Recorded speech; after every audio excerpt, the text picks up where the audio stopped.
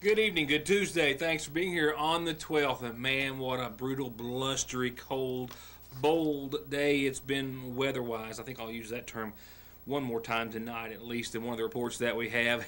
It's been rough, man. Those winds really adding insult to injury, on top of what was pretty much a few flakes for us here in the viewing area. While there were about a dozen school districts in the eastern part of the Commonwealth who did call off classes for fear of road conditions worsening very quickly today, school held in McGoffin County, as all parents and students very well know. And that will, of course, pretty much wrap it up for the precipitation just for now. We've still got a few more runs at some snow in your forecast period, pretty much like today. No major winter weather players, but they're in the forecast and may amount to just a bit more than what we have seen, which wouldn't take all that much. On tonight's headlines and during the program, we'll talk about, of course, your weather forecast as it has been tweaked. We'll take a look and wish I had smell-o-vision on this one, because it was a really wonderful meal that they prepared for hundreds and hundreds of folks for the holidays earlier today in honor of Christmas and fellowship. We'll also hear a few words from our Governor Matt Bevin as he was in Paintsville today making good on a promise. I've got sports highlights and scores for you and a host of other news and information, which will actually all begin in just a few seconds. I'll be right back. To get high-speed internet on their state-of-the-art fiber optic network for all of your home and business solutions, or to watch TV without a contract on over 200 digital channels with superb quality, or stay connected with family and friends with 24/7 telephone service you can always depend on, contact Foothills Broadband today. Or just click on their link to the right to find out how they're working to provide the latest in communications at affordable prices with exceptional service at Foothills Broadband. Sure, it was more than may have. It was cold earlier today, but with all of the choir, with the food, all of the celebration, it all together went a long way to warm the hearts of all those who were in attendance, spending some time with Kentucky's governor and lieutenant governor earlier today, and a host of others, as the governor and lieutenant governor were there to make good on a promise to all of the efforts to beautify downtown Paintsville. Those efforts, of course, which won them an award. Governor Bevin, Lieutenant Governor Janine Hampton, and a host of others all came together today to celebrate, on a bold, blustery winter's day with a barbecue for the efforts of so many, including the Paintsville Johnson County Trail Town Committee, who all came together and over the course of well over 6 months revamped and refurbished dozens of structures with paint, cleaning, and whatever it took to become the winners of the first ever Beautify the Bluegrass competition with their prize today. Thank you to everything that you've done, to the Trailtown folks who really have led the charge. I mean, this was a collective effort.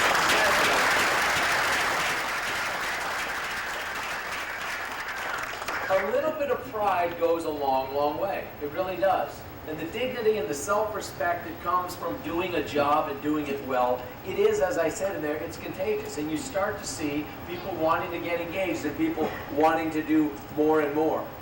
And so to that end, I just thank you. I'm grateful for the chance to be with you. The Lieutenant Governor and myself, we joke that for all the many things on our plate, these are the kind of things we love doing more than anything else. So who knows, next year we're going to have a Beautify the Bluegrass contest again. Maybe we'll be back. You guys have set a pretty high standard. You have to beat your own high level, but others will be competing as well. And we literally, it's going to be, if it happens to be that we just keep coming back to this community, so be it.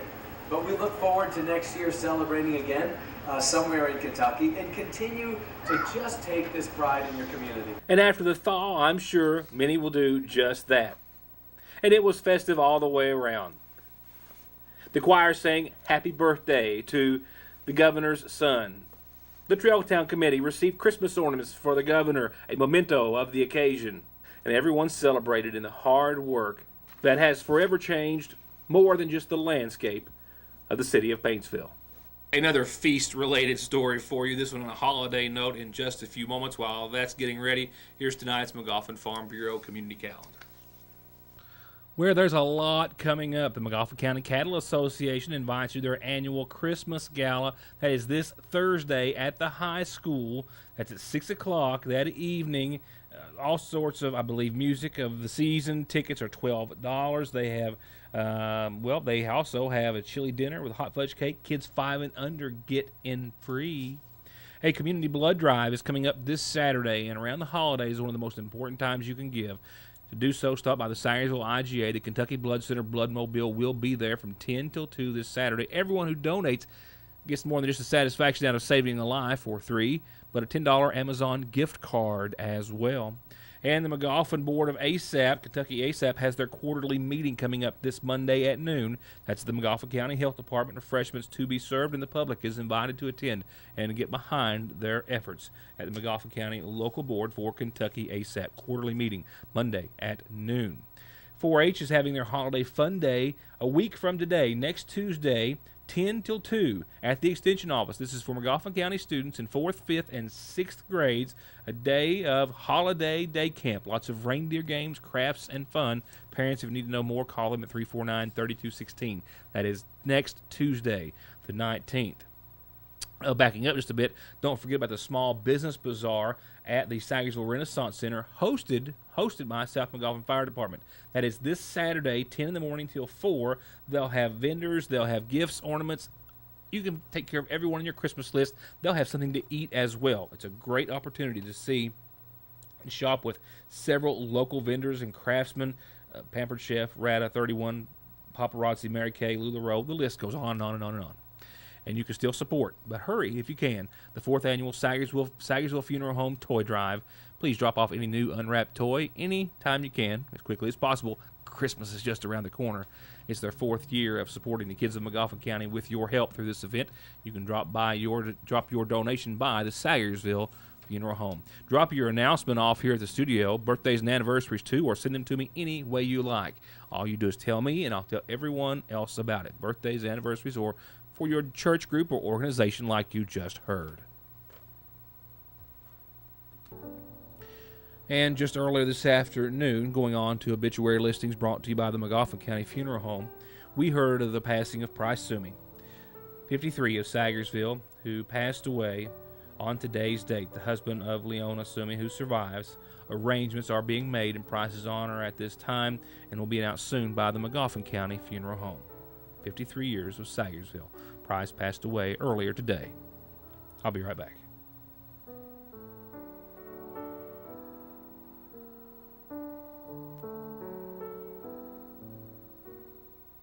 You know, there are many, many ways that a person can describe the true meaning of and behind Christmas, the birth of Christ, and through that a time to love and a time to share and be kind to one another.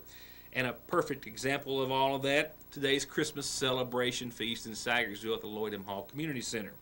Now let's stop and think about this just for a second, real quickly, and give this a little perspective. Think about picking up the phone right now or after the show and inviting, let's say, 10 to 12 of your closest friends, family, or neighbors over for a Christmas dinner. What all that entails, the cooking, the oh my goodness, the preparing, the planning, the serving, the cleaning. I'm exhausted and both famished just thinking about it. Oh, so good. Now think about inviting 700, 800, 900 of your neighbors over and what kind of Christmas spirit that would take. Well, that's exactly what they pulled off today in grand fashion. And they tell me Mike Nichols was the first to get the inspiration for the meal, and the Kiwanis, the senior citizens, and others all jumped in and helped make it happen. We as a community thought about having this for the community. We wanted to make sure that each and every person in the community felt the warmth of Christmas, regardless of who they was. We want to share not only the love of our community, but we want to share God's love by being able to feed the people that needed it. And we're very blessed to be able to come out and join together and help one another and help this community. And also chipping in today, the McGoffin County High School dance team, some of which graciously took my camera so I could sit down and have a meal, and asked a few folks how they had enjoyed today. Let's see how well they did. How's the food? It was really good. Really good mashed potatoes and corn. Really like those. Very good. 10 out of 10. Very warm, very good people here. This is a really good environment. Have you had a good time here? Oh, I've had a wonderful time. Did y'all have a good time?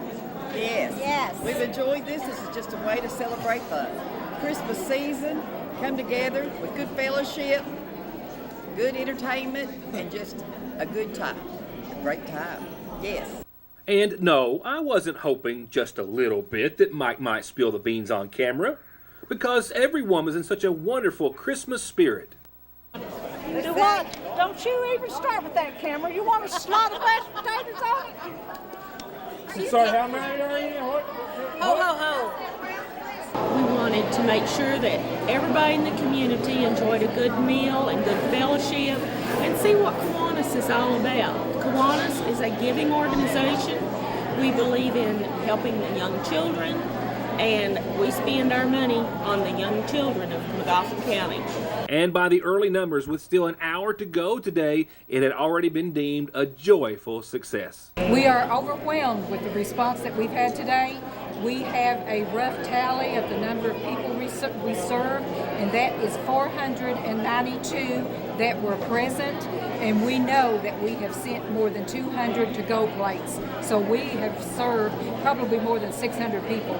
So we're real pleased with that, and I would like to thank the volunteers that have helped and all the community people that have graciously given a lot of their funding to put this on, and we couldn't have done it without the community. So I'm just overwhelmed at the response that we've had. And from all of us to all of you, Merry Christmas.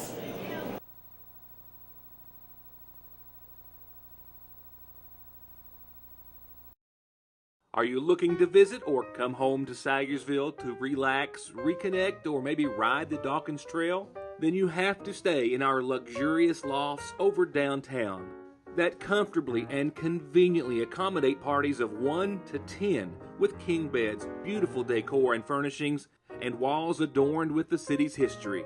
There's absolutely nowhere else like the Mortimer Lofts. Book directly through VRBO. Find them on Facebook at the Mortimer Lofts of Sagersville or call 606-349-3299.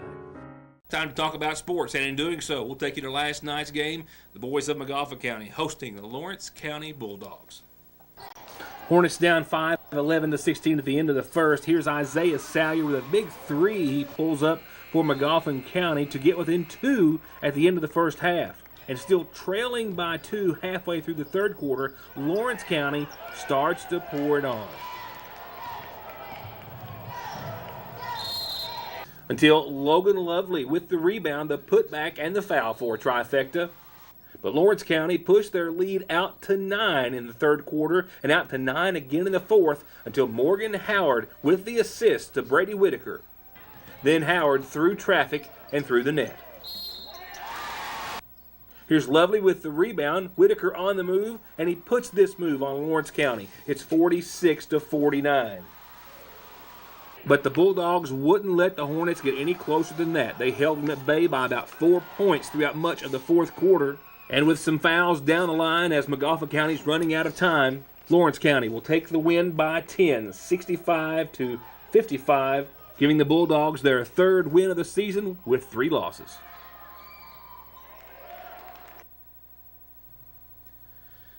That means that the McGoffin County Hornets are still 1-5. Their one win against East Ridge back on November the 30th, and they've lost the last 4. That also means that they're off until this Friday. It's going to be a big one here in the House of the Hornets. They're hosting the Tigers of Paintsville. So 1-5 right now after last night's loss. They're also 0-1 in the district with the loss against Sheldon Clark back last Friday night. The Hornets once again off to this Friday hosting Paintsville. And in fact, that's going to be half of a doubleheader for the Hornets. Because the Lady Hornets, who are on a roll of 2 in a row over the course of the weekend, are also, that's after they're at Lawrence County tonight, going to be playing here at home Friday night. They'll be game 1, 6 o'clock, hosting the Lady Tigers. The boys will be game 2. Over in Eagle Country, the Eagles fell short to triple digits from Jackson County. This was a road game in the PRTC Classic. just the other night on Saturday night, actually over the course of the weekend, their second loss in a row. The Eagles right now 2-2 on the season. They're on the road tonight at Shelby Valley, looking to go over the halfway mark and come back with their third win. That's before they go into the Buffalo Wild Wings shootout starting on Friday night at Pike Central. Meanwhile, the Lady Eagles coming off a win at Letcher County Central last night. 69-55 was the final score. That gives the Lady Eagles their second win in the season. They're 2-3 right now. No district record thus far. It's still early there. Everybody, we're getting there. It's going to be a time when we're going to be sad it's over. But they are at Valley tonight. Tip-off set for 7:30. For Coach Sloan and his Tigers of Paintsville, a loss at the hands of Shelby Valley at Valley on Thursday night. That's their first loss of the season. They've got wins over Elliott and Powell, and they're also hosting Sheldon Clark tonight at 7:30. That will be one to watch, certainly, and that will be their last game before the Tigers make the trip over here to McGoffin County. As I said earlier, they'll be here on Friday night. As will the Lady Tigers, who defeated Morgan County last night by 32, 72-40. That game was at Morgan County. Lady Tigers right now 2-3 on the still very early season. They are hosting Sheldon Clark tonight. They will be once again here in McGoffin County for Game 1 Friday. And as I referred to earlier, the Bulldogs of Lawrence County 65-55 over the Hornets last night. That pulls Lawrence County even on the season at 3-3. No district games yet. They are also off tonight, but hosting Lewis County tomorrow, 7:30. While the Lady Bulldogs suffered a loss at the hands of the ladies from George Washington. Now, this was in the J.M. Key Player Shootout in Tulsa, West Virginia, back on Saturday over the weekend. They're 4-1, though, on the season. That was their first loss for the Lady Bulldogs. That's right, wins over Pierres, Phelps, and Raceland, and Tulsa, Fort Gay. Then George Washington is where they dropped one over the weekend. They're hosting, as I said earlier, McGoffin County Lady Hornets there tonight. We'll find out how that one turns out on tomorrow. Now let's find out what Mother Nature, Old Man Winter, whoever you want to pin this one on is fine with me, because it's got winter still written all over it. Snow showers are pretty much winding down and have done so. But 16 degrees is where we're going to fall tonight. It's going to be continued cold, and we still got winds coming out of the northwest, anywhere from 6 to 18 miles per hour this evening. Hopefully on the lighter side of that, because, man, it hurts. It's just brutal. Stay in if you can. If you have to go out. My apologies. If you have to go out, bundle up for sure, head to toe. Tomorrow, your heads and toes should be a little bit warm. At least they'll feel a little bit warmer in the sunshine. Still on the colder side of things, below 40, 37, 29 for your high, for your low midweek. Can you believe it's Wednesday already? But partly sunny skies. Still going to have a wind to have to deal with out of the south, southwest, 5 to 9 earlier in the afternoon, and then winds out of the, south, southwest again, west, southwest, anywhere from 8 to 70 miles per hour in the evening. Cloudy skies. By tomorrow night, our next little chance of some snow. Right now, here's what we're calling for. A slight chance of some rain showers after 1 o'clock in the morning, mixing with snow at 5 o'clock in the a.m. on your Thursday. And a 10% chance of some showers. I don't have it on Thursday's forecast because it's only a 10% lingering up until about 6 or 7 or so. Could affect the morning commute. Right now, I don't expect to see anything more than what we saw today, but hey, that was enough to close school in 12 eastern Kentucky counties. Wrapping up your work week and headed into your weekend, another chance of some snow showers on Friday in the afternoon. Rain and snow showers. Could see a bit of a mix before we see a bit of a change over to some snow, all snow, if the precipitation lingers around enough into your Friday night. Mid-30s, mid-20s for your high and low for your weekend. Saturday, sunny and 45. That's going to be a day to get out and get some things done outside should you need to do so. Or if you can get out and do it early on Sunday, another good day. 51 on Sunday, partly sunny skies, but precipitation works its way back in the latter half of Sunday. A 50% chance of some showers that will be wet and not white. And then by Sunday night, temperatures will get close to freezing, maybe a flake or two mixing in. After Sunday, I've got the upper 40s through at least the first 2 days of next week. Honest, I've got meetings that have been filmed and yet to be edited. I've also got a long night ahead of me, it looks as though, and a host of other news and information that we'll try to work into tomorrow's program that I expect, will already continue into maybe the rest of the week. We've got that much to talk about, so be sure and join us next time for more of Your News Today to find out what's happening here and nowhere else. Thank you for watching, and have a good night.